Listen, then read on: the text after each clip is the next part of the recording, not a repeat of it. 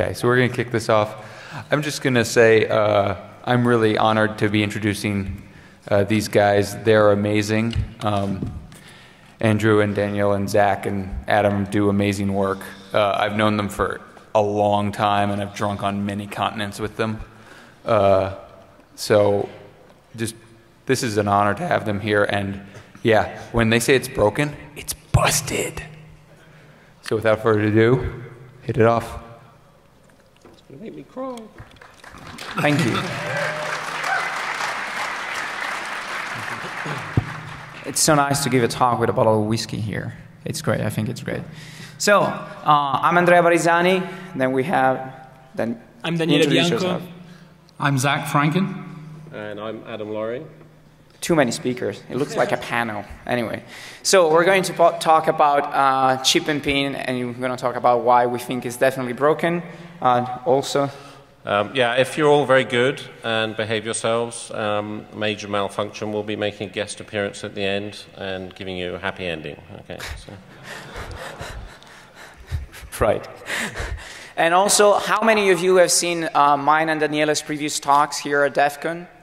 How many of you? Raise your hand. Okay, so we will show in the middle of our talk how you can get laid using our technique. We think it's very important to prove that you can use these hacking techniques to get girls, you know. There's no point in doing something very, very technical and then, you know, what's the point? Yeah, it's just buys. No, no, no. You get laid. And we've got to prove that with a very cheesy Italian-style movie because we're Italian. So, you know, that's how we ruin our reputation every 2 years or so. And Zach and Adam, they didn't want to take part in it. I don't know why. I mean, we were asked, we declined. Politely, of course. You'll see why. Right. Anyway, so when we say chip and pin, we basically mean a standard which is called EMV. EMV stands for European MasterCard and Visa, and it's a global standard for defining how smart cards can be used for credit and debit card operations.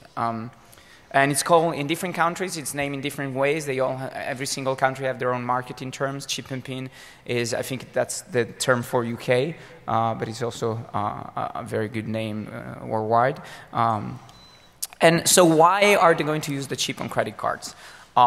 First of all, they want to move away from magstripe because, as we know from the excellent work done by Adam, mag stripes are crap, and they can be very, very easily cloned. It is a technology that allows to do offline card verification and transaction approval. So your point of sale doesn't need to connect to a backend in order to approve the transaction. And for some reason, that was it's considered to be a good feature. And you can also have multiple applications on one card. So you can have debit and credit on the same card because the chip can support several applications.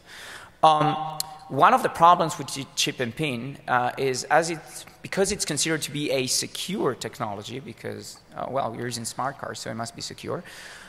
There's a liability shift that goes away from the merchant to the bank, but also it can shift to the card holder itself. Because what they say is that if you do a chip and pin transaction and you use the PIN, because now you have to use the PIN in order to use your credit card, then we prove undeniably that the final customer has been using the card, or that the final customer has been negligent into storing the PIN because maybe you've written down somewhere and someone found it. And so PIN verification increasingly becomes a proof of cardholder presence, and it's very hard in case of fraud to prove that it wasn't you. And we think this is a problem, and we're going to show you exactly why. Also, if we look at some fine print of the zero liability policies, we also see that some do not apply in case of ATM transactions because you always have to use the PIN on ATM transactions. So it's a sketchy area. Some countries are doing better regarding this, but some others they're not. This is one example. It's an article from June. There was a fraud for $80,000. Someone bought a race car with a credit card, which I think it's quite impressive. And the Canadian Imperial Bank of Commerce said, our records show that this was a chip and PIN transaction, and this means that a customer personal card and a personal PIN number were used. As a result, the customer is liable for the transaction. And there's a lawsuit going on there. So EMV, so you don't have it here yet, except for a few banks, which are, they give you an option to get a credit card with a chip. It is widely adopted over Europe. Nearly every credit card is being issued right now in Europe has a chip. And they're pushing this for banning magstripe fallback. However, they're not really doing a good job about that because as of today, magstripe fallback is accepted pretty much everywhere.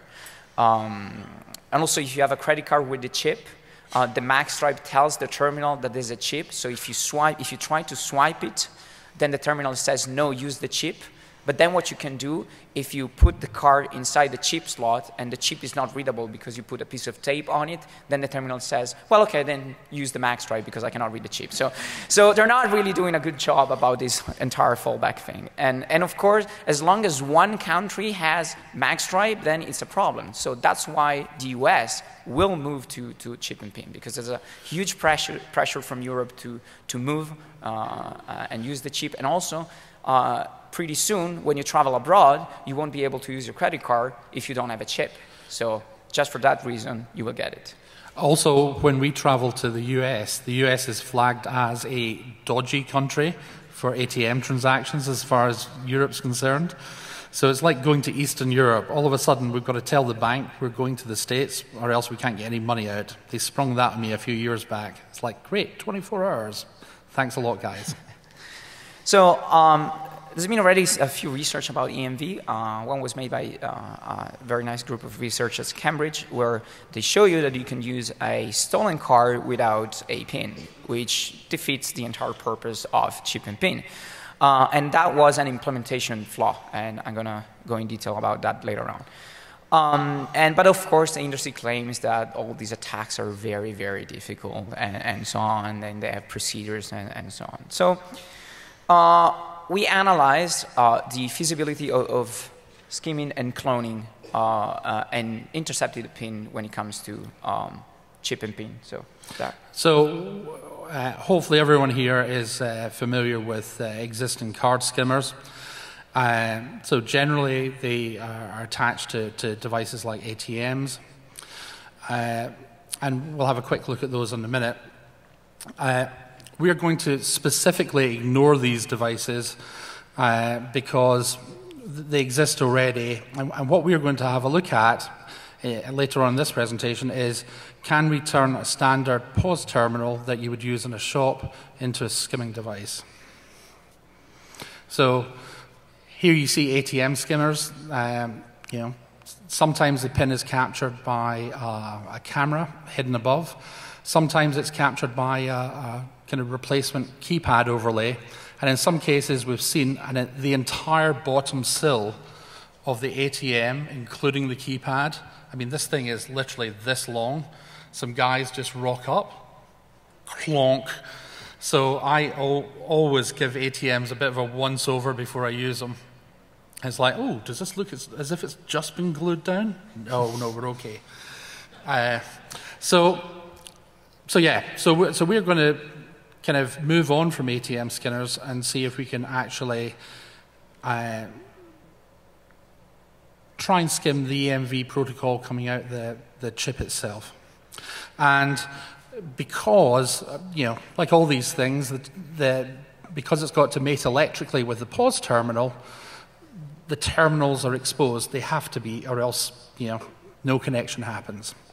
So we're going to have a look at that. Also, it's really hard, just like it is with a lot of ATM skimmers, to actually verify that, if they're done well, to actually verify that the terminal you're putting your card into hasn't been tampered or is in fact a real terminal.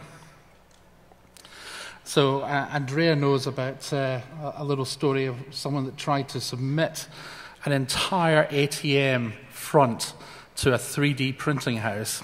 Right. And and this company detected that and said, okay, maybe we're not going to approve that. And they blogged about it. And I think it's discriminating, right? I mean, what if it was some security researcher or someone that works at a bank? I mean, it's really unfair. But anyway, there's really a huge activity going on into trying to build these skimmers. But also, with an EMV scanner, one of the nice things is that the POS terminal provides power, because it has to power the card up, so it can power the skimmer up as well, which is quite handy, no batteries. And we'll take you through some details of a device later on in the presentation. Okay.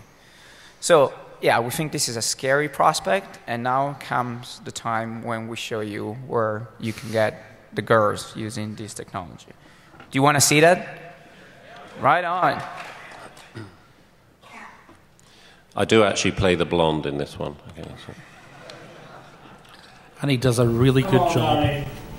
I want to buy you a very expensive Horizon. Yeah, sure.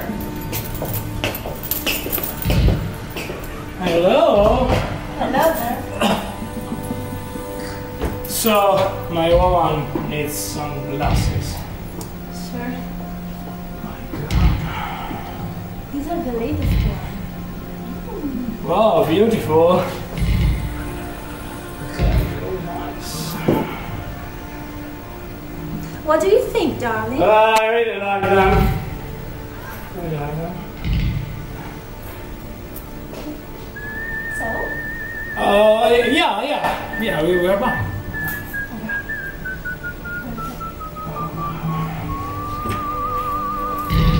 Can I pay with plastic?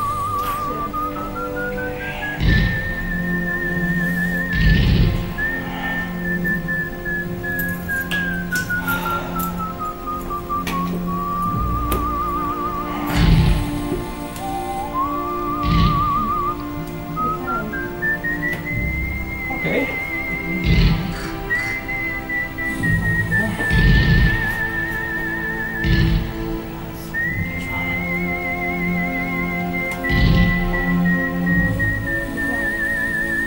That's weird. That's weird. No worries. No worries.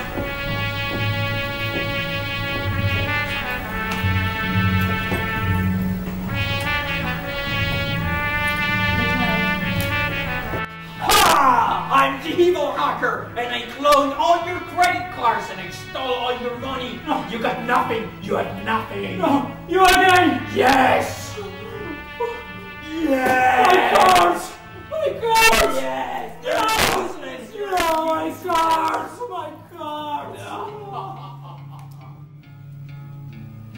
But how did you clone these credit cards? Yes. How? I used the power of microcontrollers! Love me! Love me! No! My cards! My cards! No! I'm alone! I'm alone! You are not alone.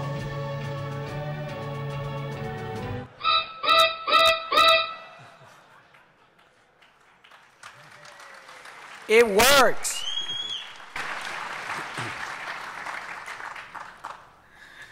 Okay. Oh, I forgot the summary. Sorry. Anyway. Yeah, no, sorry. I forgot these slides where I mentioned that the GER is the actual return of investment. And it's a very strong business point on our part. So. Okay, so what's interesting about talking to smart cards is the way the data is actually transmitted between the card and the reader. It's done using things called APDUs. And these APDUs are in plain text, although they may contain cryptograms. In the case of the PIN, as you can see here, that the second APDU in the example is actually doing a PIN verification, and we see the PIN 6666 in plain text in that example. Now, a PIN on a credit card, on a chip and PIN card, is not like a PIN on your mobile phone. So on your mobile phone, you have to actually put the PIN in, if it's PIN locked, to unlock the SIM before you can actually use it. On a credit card, the PIN is entirely optional. You can read all the data from the card and never actually ask the card to verify the PIN. You still get all the data that's stored on the card. Basically what happens is when you stick the card into the machine reads all the data it can from the card, decides from that data what it's going to do next, including how it's going to authenticate the card, whether it should verify the PIN, whether it should take a signature, whether it should do nothing at all. And then the transaction proceeds from there. So basically there's a list within the terminal that says what kind of authentication methods are available, and there's a list within the card which says what type are available or acceptable, and they walk down the list together until they find a matching pair, and then they try that. And here we have an example of the data that's stored in some of the data files. So this particular file has stuff like track 2, which is an actual copy of your mag stripe with some small changes. So I can take your chip and pin card and read off a copy of the mag stripe without ever verifying the pin. So I've effectively skimmed your mag stripe in a chip and pin card. So that's the skimming part of it. We've taken that. We also need to get the pin itself. Within that data, as you can see, you've got the effective date, the expiry date, the PAN, which is the primary account number, so the actual card number, and so on, card name, and so on. You can actually reconstruct the mag stripe from that data, but as I say, you've also got an image of the data anyway, so generally you wouldn't need to do that.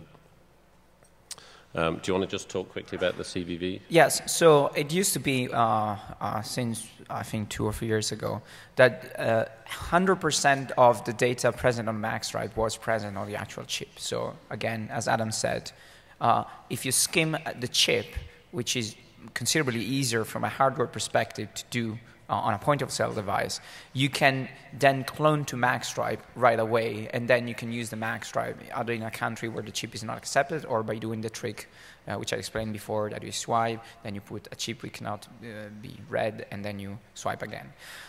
They realized after a few years that that was a problem, and now the data present on the chip which allows you to clone to magstripe is all there except for a 3-digit number, which is called the CVV, which now is different on the smart card. So it is some form of protection, but knowing that all of this is based on a 3-digit number is quite worrying, because first of all, if you clone to 1,000 different cards, one will be right if you try all the CVV from 000 to 999, which, you know, it might not be a huge deal. And also, if you can massively skim credit cards with the chip, and you can massively do it when you do it at a point of sale, even if you try random CVV, you will get some right. And also, in most cases, banks are really not doing a very good job in warning you that there's a fraud if they see a CVV which is incorrect. We just assume that for some reason the magstripe hasn't been read correctly, and they'll move on. So it is some sort of protection. It is good to know that we cannot clone to magstripe right away, but, you know, being slave of a 3-digit number nowadays is not that comforting.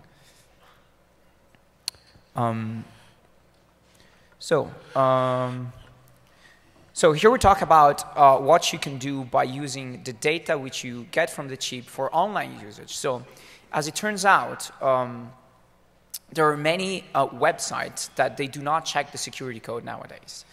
And ironically, I was frauded. My credit card was frauded while we were making this talk, which I think is very nice. And my credit card was used on 5 different websites on the internet that they do not check the security code. And also, it was used against one kind of company which acts as a broker that gives you cash if you try to make a transaction without the security code. There are very dodgy companies that they exist specifically for enabling this kind of behavior. And all the data that was used for doing the fraud is present on the chip. And so this is the website, one of the websites where that was used, the Dolce & Gabbana online store. And they use the data. This is an optional security code. They got the goods. The shipment was delivered to them. So I was warned just 5 days after. And they also sent a gift to me, paid with my own money from Dolce & Gabbana, which I thought was very nice. It was very thoughtful. Here, we're getting your money, but here's a nice Dolce & Gabbana, I don't know, foulard, which was disgusting. Anyway. And actually, in the same period, my son went on vacation to Italy, as it happens, and used his chip and PIN card in a bar. And a few hours later, he got a call from his bank saying there's someone in Bangkok trying to extract money from a cash machine. So, yeah, 50% of us here got frauded on our chip and PIN cards in the period where we were preparing these slides. So, pretty good record, really. So, just a quick introduction about the different technologies, different families, different kind of chip and PIN cards. So, basically, we have two main families of chip and PIN cards, the SDA and the DDA. SDA stands for static data authentication, while DDA stands for dynamic data authentication. And basically here we are talking about two different two different technologies used in order to validate the authenticity of the card against the terminal. Visa and MasterCard mandate that all the cards issued after the 2011 should use DDA. Actually, this is not. Yeah, we don't think it's happening 100%. Yeah. Actually, what we saw during our research is that I mean we tested about 40. Cards? Yeah, probably something like that, and only one card was DDA actually. Go Bank of Scotland. Yeah. And I got a new card this year, which will expire in 2015, and it's still SDA. And now it will be clear about the difference between the two technologies. So yeah, SDA cards basically they are not able to perform a proper encryption. And what does it mean? It means that the data on the card is signed with a static signature, and the symmetric key is used during the actual online transaction. But during the process of the cardholder verification, you will see a little bit more about that in the next slides. They cannot perform the PIN verification in an enciphered mode. That means that the PIN verification is always made in clear text when an SDA card is used. While the DDA cards, the hardware, the actual chip is different, and they have an encryption coprocessor. That's why the chip on this card is more expensive, and they can perform proper encryption, and in this case the PIN can be verified by the terminal in enciphered mode. So SDA cards at the end cannot be cloned, but in a general way, but can still be cloned in order to create a so-called yes card.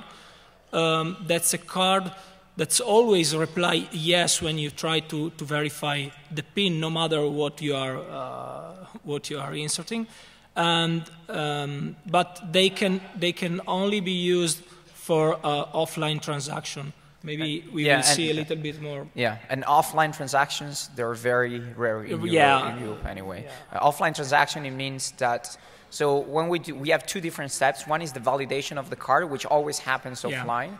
And then there's a validation of the card holder, which might happen offline or online, and that's the actual transaction. The transaction might happen offline or online, but in Europe, it's mostly 90% of the time is always online. And that's why an SDA card clone cannot really be used in Europe. However, the fact that EMV was pushed also because of enabling offline transactions, and the fact that you can actually clone the card for doing offline transaction, kind of means that the technology doesn't really work. So they realized this, and then they said, well, but with DDA cards, we have a dynamic verification, so you cannot actually clone the card anymore for offline verification because you need the real card because there's a challenge response going on. However, what you can do as the validation step of the card and the actual transaction are separate, you can present one valid DDA card for the actual authentication of the card, and then you present a different DDA card for the actual transaction, or actually a fake DDA card, which will reply with something with a non-valid cryptogram, but as the transaction is offline, the terminal has no chance to verify that. So even DDA cards, with a more complicated fashion, they can also be cloned. We discuss EMV scheming usage for magstripe cloning, online usage.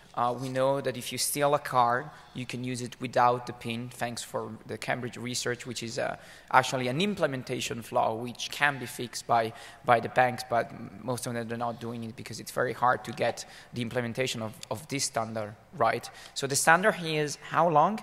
Five books? Four books. It's four books, and every book is about like 300, 400 pages. So no standard needs to be that long. And when you have something which is, so complex, everyone will get it wrong while implementing it. So, and the Cambridge attack is one prime example. So the question we pose, if we use state-of-the-art EMV, we exploit every protection that EMV can enable us, are the PIN really protected?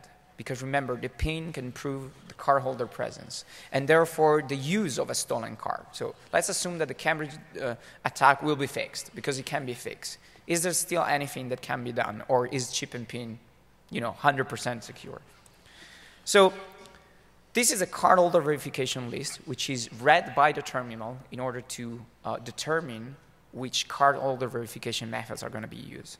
As we can see, there is plain text PIN verification performed by the card, which is the one that SDA does. There's enciphered PIN verified online. There is a signature. There's an enciphered PIN verified by the card, which is what DDA does. And there's also no CVM required, which is the one that is used actually for example, at toll roads, when you want to pay with your credit card, you don't have time to sign something or to enter your PIN. That's when no CVM required is used. And this is sent to the terminal, is read by the terminal as a list. So there's a priority of methods. And if the first one fails, then you can fall back to the second one, and so on and so on. So this list, it didn't used to be signed. So remember, SDA and DDAs, they also have a static signature of the data. It didn't used to be signed. But now it is signed on every card. So it is believed to be tamper-proof. If you tamper with the list by doing a man-in-the-middle attack, then the signature of the card will be invalid. So if the authentication method is signature or enciphered PIN verified online or enciphered PIN verified by the card, then the PIN is not sent by the terminal to the card in clear text. And then you cannot skim it, basically. And it is believed that only when plain text PIN verification performed by card is present and selected by the terminal from the CVM list, then the PIN can be harvested by the EMV schema. So let's talk a little about action codes. Action codes, so assuming that we have a DDA card, okay, that can check the PIN enciphered. And let's assume that this DDA card has a CVM list with only one entry which says enciphered PIN verified by the card. So there's no chance that you can actually have a plain text PIN verification. So what can we do? So there are some other pieces of data on the card which are called the issuer action codes, which are in pair with the terminal action codes, which are some settings which are present on the terminal. They specify the policy for accepting or rejecting transactions. So, and the two codes are all together. So there are three kinds: denial, online, default. And the online action codes, they specify which failure condition triggers online transactions. So what does it mean? This is one example. These action codes means do not deny a transaction without attempting to go online if offline SDA fails, transmit the transaction online. So basically, the card can say to the terminal, if you fail to verify me for some reason, do not reject me. Let's still work together. which is, kind of a wrong concept. So in every tested terminal and cards pair that we were able to test, we could always manipulate the action code so that the tampering with the CVM list does not result in offline rejection. And what happens is that when you tamper with the CVM list, even if the signature is invalid, the CVM list is honored by the terminal.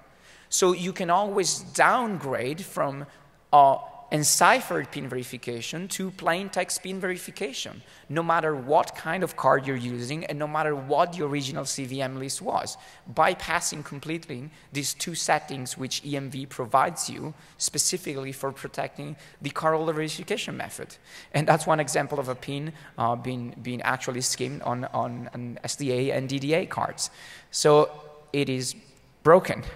And Adam, do you want to talk about this? Yeah, so here's an example of a specific transaction that we sniffed. So the slide before, you had a protocol analyzer showing you some data going on. We used that to sniff this conversation. So you see in this card, it's inserted in the terminal, it selects the Visa application, it reads a bunch of data, makes its decision, it's going to go online, and the final command, generate AC, is generate application cryptogram, which is an encrypted packet that's sent to the online system to verify the PIN or whatever it is that it's doing. If we then take the same transaction in the same machine but now using our man-in-the-middle attack, we've downgraded the action code to say don't fail if you've failed the offline authentication. And we've also downgraded the CVM to say, well, do a plain text PIN instead of an encrypted one. And so now at the bottom you see a couple of extra commands have appeared. It asks how many tries it's got left on the PIN, and then it does a PIN verification in plain text, and we can see the PIN in this case was 1234. It then carries on and does the online transaction. Now we don't care whether or not that transaction fails because we've achieved our objective. We have now, at the same time as reading all that data, we've logged it all into the skimmer. I can come along with my card, my special card, plug it into the machine, and it will dump that log onto here. I now have all your card data and your PIN because you did a plain text PIN. So very quickly because we're running out of time. So what can do the backend to detect this kind of behavior? So the backend, of course, will detect that the offline authentication failed. But we don't think that's a good reason for actually blocking the transaction or invalidating the card, because that can happen for several reasons.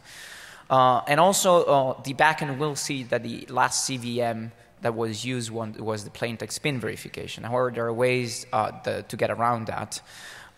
This is another piece of data which is sent by the card to the backend, which also says if the offline verification was performed or not. And this is actually the bit that can be used to prevent the Cambridge attack, because what happens is in the Cambridge attack, what they do, they tell to the terminal that the PIN verification has been performed while the card doesn't see any PIN verification. And so by correlating this data here with this data here, you can actually tell that the terminal has seen a PIN verification and the card has not. So you can block that attack. But no one does it because every backend is not implemented very well. Anyway, so the way that you can prevent this kind of detection, which again we don't think can be used to actually prevent this kind of attack, and we get the PIN anyway because all of this backend detection happens after the transaction and we got the PIN already. So one thing that we can do, we can have a downgrade CVM list which says offline PIN and then online PIN, and when we verify the offline PIN, we then send to the card the incorrect PIN, so that then we fall back to the second CVM method. And that works, and that's what's going to be stored as the last CVM being performed that the backend can see. And the only downside is that the customer will be prompted twice for the PIN, which, well, we don't think it's a huge deal. There are also other ways that I don't have time, so maybe in the QA we can explain. There are other ideas which we haven't tested that can exploit the fact that all the phases are separate to have a completely clean terminal verification results and all the other data that the backend sees. So the industry loves to point fingers at impracticality. They say, well, but if you want to skim the cards and do something like this, then you need to build something like this, basically. And that is too big to fit in the POS. So this is what we've done. So this is called Fly, and you'll find out why it's called Fly in a minute, because we have another device called Spider. But this was basically built in a day. We worked together on a project to test some pause terminals, and this is one of the devices we came up with. So you see a flexi circuit here, and actually if I can swap across, if you can hit input 1. Sure. Let's see if you can see this. Okay. So this is Fly. It's really thin, and this was all the board was handmade and hand soldered, so that's why it's got these big vias on it and this particularly large chip on it. It can be made a lot smaller, and basically this guy, the green cable here is just for programming the microcontroller, and this little sticky out bit actually has an LED on the end, just so we could know it was working. But basically, when it's in operation, these get cut off, and there's a little hook at the back that hooks into the back of the pause terminal. So basically, you have an insertion card. You make like you're making a transaction. Yeah, we have. And you insert it into the pause terminal, and it sits as a shim in between the actual terminal itself and the card. Now we'll have a look at. Yeah, we have the. Yep. So here we see it installed, and basically it sits there quite happily.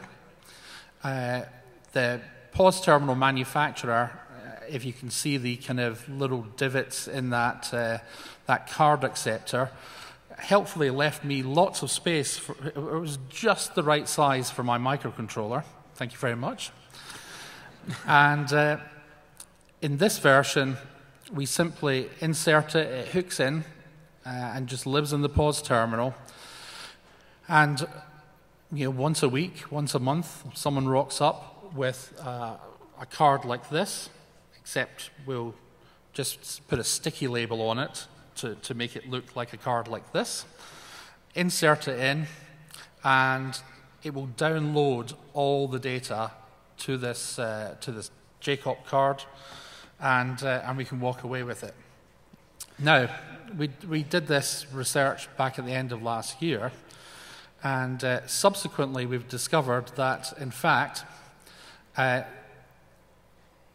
these devices are out in the wild, and in fact have been found out in the wild with a handy little 2.4 gig radio chip, so you don't even have to show up with your card to download the data. And they also had a serial number printed on it, which I think is very scary. Right. Yeah. So, just so that you can do the happy handing, which I know it's important. Well, Let's brush up. I'm just going to quickly, I'll quickly show you a couple of other quick bits. If this has wakey-wakey. No, hold on. One? It is one. Yeah. Here we go. So, we also developed a device to do the Cambridge attack. This is called Spider. So here we have our stolen card that theoretically would not be usable at all. And again, you just pop Spider on there and just put a sticker over the top, and Spider will implement the Cambridge attack. Yeah, you'll notice I covered up my card number while... And also, we knocked up another little device because some of these chip and pin terminals aren't very compliant, so they have a nice decorative cover around the keypad. We have pictures for that. Yeah, well, we discovered we could pop it off, and this guy, when it's populated, is about 2 millimeters thick, and it will sit there and skim the key presses using IR brake beams. So to sum up, we think an EMV skimmer poses a serious threat due to the ease of installation and very difficult detection. There's simply too much data going on in the clear from the card to the terminal, which can be used on fraudulent usage on websites, If you brute force the CVV, you can still clone to magstripe, and we can always intercept the pin that then can be used with a stolen card on an ATM to get cash, despite the card configuration and type. And all of this raises serious liability considerations when the pin is being used. We got a very nice vendor response. My favorite quote is MasterCard spokesman said in an interview that the EMV system is simply too complex for an easy fix. When you have a technology that is so complex that you cannot fix it when you have security vulnerabilities, you should trash it and do something better. However, in the Netherlands, the hole has been fixed. They just shut down every point of sales for 4 hours, and they broke compatibility with the standard by disabling the possibility of doing plain text pin verification with domestic cars, because they knew that all domestic cars are DDA. They can still do the plain text pin verification with the foreign cards. The actual country code on the card is not signed, so we're not sure if this actually is an effective method or not. Yeah, and we have to apologise to any Dutch people here, because we did take effectively the POS network in Holland offline for 2 days while they patched their firmware. Sorry, guys. So, recommendation, they should do crypto from start to end with proper implementation. There's no other way around it. This is simply too complex, and it is a wrong concept to put your PIN in a device which you cannot trust, when it is the card itself that verifies the PIN. The terminals cannot be trusted, as we've seen. This is a terminal which is actually being tampered with, and no tamper-proof sensors went off because they don't concern about this kind of outer casing and about the actual card slot. So, of course, you can patch EMV by disabling, as the Netherlands did, plain text pin verification on every POS and ATM in the world. It can be done. Some say, no, it's too complex. I think it's feasible, but they should probably spend some time to build a better protocol. So when you get EMV in the US, let's hope that this will be fixed. And we will all be happy to help you in doing that. So, happy ending. Give these guys the happy ending.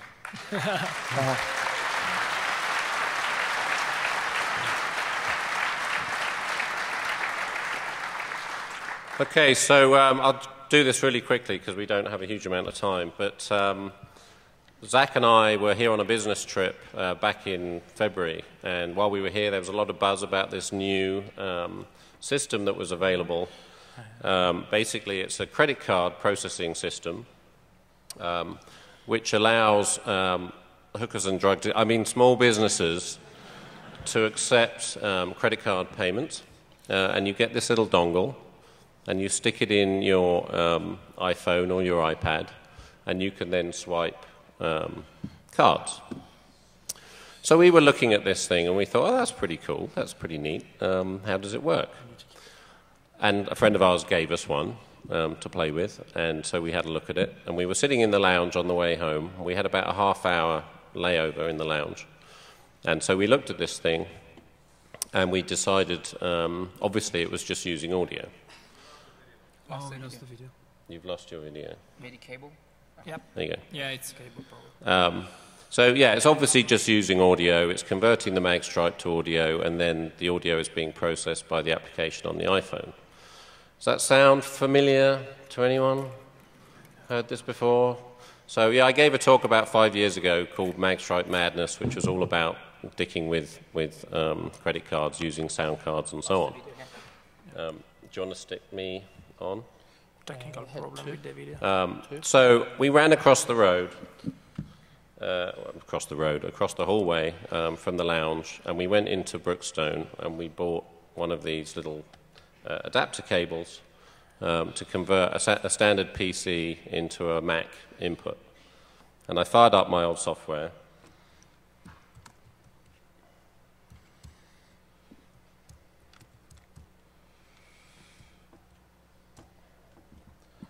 And basically, what my software does is it will take an arbitrary string and convert it to sound in the same way that a card reader would.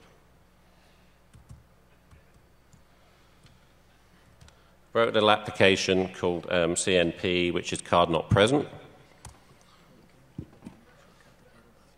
And if I play it, That's what it sounds like. So that's data being converted to what a magstripe would sound like if you swipe it. Okay. So the idea is we now feed this into the Square application. Now, we're not going to do this step because we did it at Black Hat. So we found this willing victim, actually benefactor. Sunshine. Sunshine. So we're going to give her some money. And we did this demo at Black Hat. Strangely, when we tested it this morning, it doesn't work anymore. Her account, when you try and swipe a card, goes, oh, you're a new user. How would you like to set up a new account? And you go, okay, and set up the account. And then you swipe the card again and it says, oh, you're a new user. How would you like to set up an account? So the speaker goon that walked me around here, Agent X, has a badge on his jacket saying, fuck it, let's do it live. So, fuck it. Anyone got a Square account? Want some money? Question was how much? Okay, so the other half of the proposition is we've got these gift cards. We couldn't test this in the UK because you have to have a US bank account and you have to have a US credit card. We had neither. We solved the second problem by just popping into a convenience store and buying a US gift card, which is a debit card, aka a credit card. So I have $100 on here. Okay, you have a working Square account? Come on up. Just hit play. Just see what happens here again.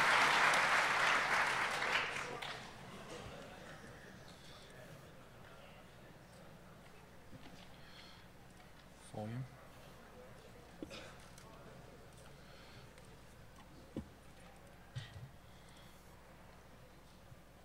Got it properly.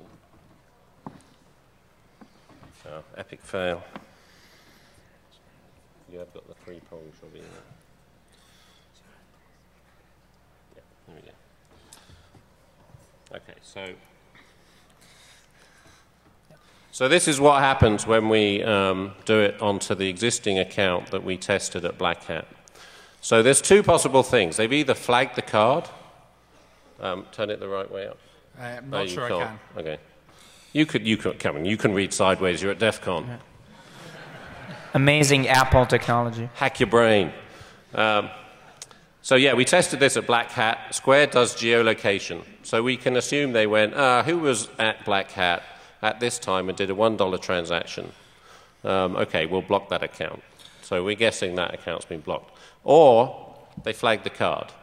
You'll notice I brought up gift card 2 on my screen. So we've got 2 of these babies. So if you flagged the card, tough, we got another one. There was another possibility, Can we do the log? which they could have possibly twigged that the signature was slightly suspect. You think so? Yeah, That looks fine to me. Of course, this was done after they'd actually verified the transaction. Yeah. So I'm going to flip back to camera now, if I can. So if this gentleman here, I was hoping for an attractive young lady that I could offer money to in Vegas, but I guess he'll have to do. Right. So to make this a legal transaction, I really ought to buy something from you. So maybe some advice. Bend over. There you go. Will you bend over for me? Told you there was a happy ending. For $1. Come on. For $1. Come on. We're running out of time. Presenter fee. What do you mean, just stand and bend? Yeah, go for it. Woo! Okay, for that I'm going to give you $10. Okay, so we're going to try, hopefully get the screen to work. We'll put $10 onto there. So do you need to come and operate your device? Okay. So how you want to set it to take a payment? If I just swipe a card, maybe? Try swiping the card.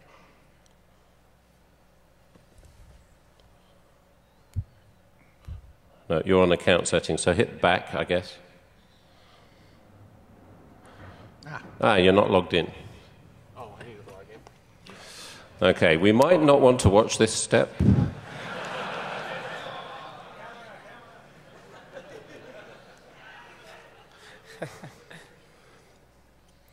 All these people are busy stealing my money. So that was a valid credit card I flashed up there. If you can get the $100 out before he gets his, it's yours.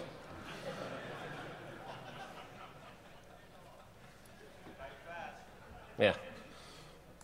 It's B4358808519009. Fail. Sign in failed. I don't know. Sign in failed.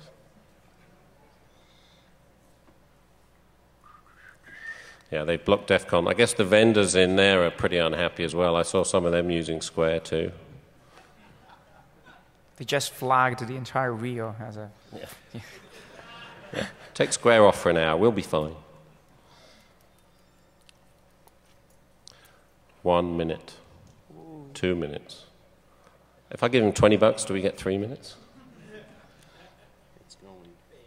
It's going. It's logging in. Signing in. Okay, it does say signing in at the moment. Sign in, fail. Sorry. Never use a human for a demonstration. I know. Anyone else got a Square account real quick that's working and live and up and ready? Get up here. Quick, quick, quick. Sorry, guys. That's okay. Thanks for trying. I'll buy a Sprint for $10. Woohoo!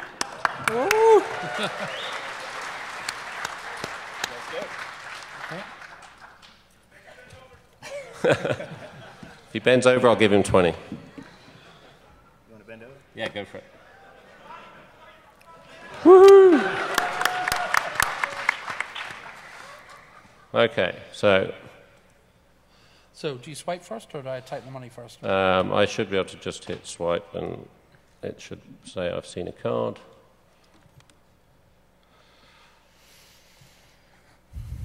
Is this an iDevice? No, it's an Android device. Okay. No, that's the fail. It doesn't have the... We're using the iPhone adapter. Okay. Loss of screen. No video. No video No anymore. video. Oh, hang on, probably went to sleep. No. Nope. No. So,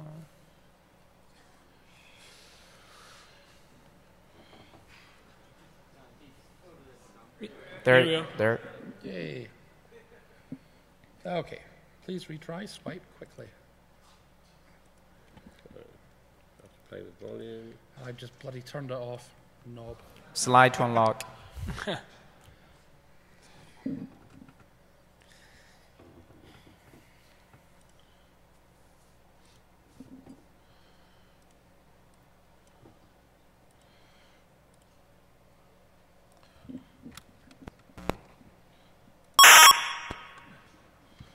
Just checking.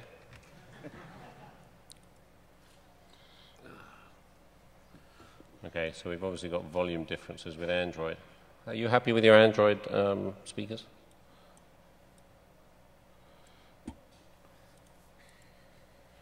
Okay, I think we're going to have to call it epic fail. But you saw the screenshots from the demo that did actually work over at Black Hat. But yeah, thanks. Anyway, that was a new twist on an old hack. Thank you. Thank you.